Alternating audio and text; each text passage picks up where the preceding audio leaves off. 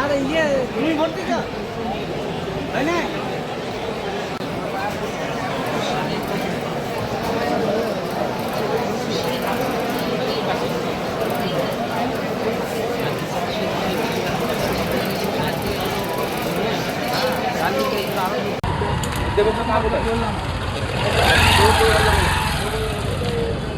আপনাদের EVM distribution হয়ে গেছে? হ্যাঁ, এই স্টার্ট হলো। কোথায় বুথ পড়েছে?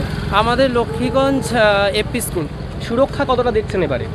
সুরক্ষা তো বেশ ভালোই, সব আঁটোসাঁটো। আশাবাদী যে কমিশন যে বারবার বলছে ফ্রি অ্যান্ড ফেয়ার ইলেকশন হবে? হ্যাঁ, আমরা আশাবাদী যে ফ্রি অ্যান্ড ফেয়ারই হবে। কত বছর ধরে মোটামুটি ভোটের ডিউটিতে রয়েছেন? আমি বিগত 6টা ইলেকশন করিয়েছি। এবারে কি মনে হচ্ছে একটু বেশি কড়াকড়ি? হ্যাঁ, এবারে একটু বেশি কড়াকড়ি এবং এটা দরকারও আছে আমাদের সুরক্ষার জন্য। আপনার নাম? শুভজিৎ দাস।